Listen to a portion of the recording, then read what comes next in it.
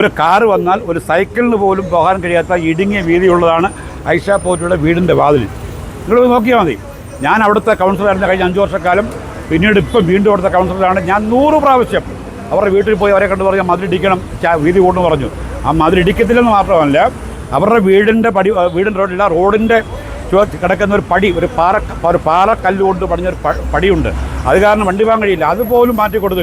വികസന പ്രവർത്തനത്തിൽ ഇപ്പോൾ റോഡിൻ്റെ കാര്യം പറയുമ്പോൾ നമുക്ക് ഓർമ്മയുണ്ടാവും. കഴിഞ്ഞൊരു 10-15 വർഷക്കാലം മുമ്പിട്ട് കൊട്ടാരക്കര പുലമൻ ജംഗ്ഷനിൽ ഇവിടെ പഴയ കൊല്ലം ചെമ്പോട്ടോട് വീതി കൊണ്ടുപോകുന്നുണ്ട്. ഞങ്ങളെല്ലാം കൂടി എല്ലാവരും ഉണ്ട്. MLA ഐഷാപ്പോറ്റുണ്ട്, അന്നത്തെ പഞ്ചായത്ത് പ്രസിഡന്റ്, ഞാനുണ്ട്, ഇന്നത്തെ LDF നേതാവ് ഷാജു ഉണ്ട്. അങ്ങനെ അതിൽ നമ്മുടെ ആ കൊട്ടാരവാസികൾ മുഴുവൻ വരുന്നുണ്ട് വീതി കൂട്ടാൻ വേണ്ടി ഇവിടെ നിന്നിരുന്നു. അത് കുറേയെല്ലാം ഫലപ്രാപ്തിയാക്കാൻ വേണ്ടി കഴിയുകയും ചെയ്തു. അതുമായി ബന്ധപ്പെട്ട് കേസുണ്ട്. ആ കേസ് ഞങ്ങളെല്ലാം പ്രതികളുമാണ്.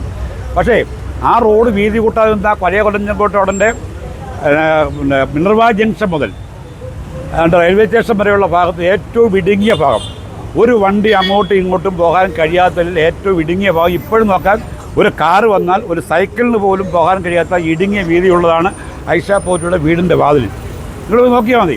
ഞാൻ അവിടുത്തെ കൗൺസിലറായിരുന്ന കഴിഞ്ഞ 5 വർഷക്കാലം, പിന്നീട് ഇപ്പം വീണ്ടും അവിടുത്തെ കൗൺസിലറാണ്. ഞാൻ 100 പ്രാവശ്യം അവരുടെ വീട്ടിൽ പോയി അവരെ കണ്ടു പറഞ്ഞാൽ മതിലിടിക്കണം, വീതി കൊണ്ടു പറഞ്ഞു. ആ മതിലിടിക്കത്തില്ലെന്ന് മാത്രമല്ല, അവരുടെ വീടിൻ്റെ റോഡില്ല, റോഡിൻ്റെ കിടക്കുന്ന ഒരു പടി, ഒരു പാറക്കല്ല് കൊണ്ട് പണിഞ്ഞൊരു പടിയുണ്ട്. അത് കാരണം വണ്ടി പോകാൻ കഴിയില്ല. അതുപോലും മാറ്റി കൊടുത്തില്ല. അതാണ് അവരുടെ വികസന പ്രവർത്തനം. ഇതൊക്കെ പറയുമ്പോൾ ഇതൊന്നും പറയേണ്ടതല്ലോ ആലോചിച്ചതാണ്.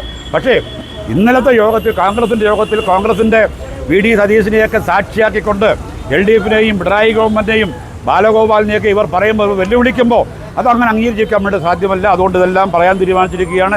എല്ലാം പറഞ്ഞു പോകേണ്ടതുണ്ട്. എല്ലാം പറഞ്ഞാൽ അവർക്ക് താങ്ങുവാൻ കഴിയില്ല എന്നുകൂടി അറിയിപ്പിക്കുകയാണ്.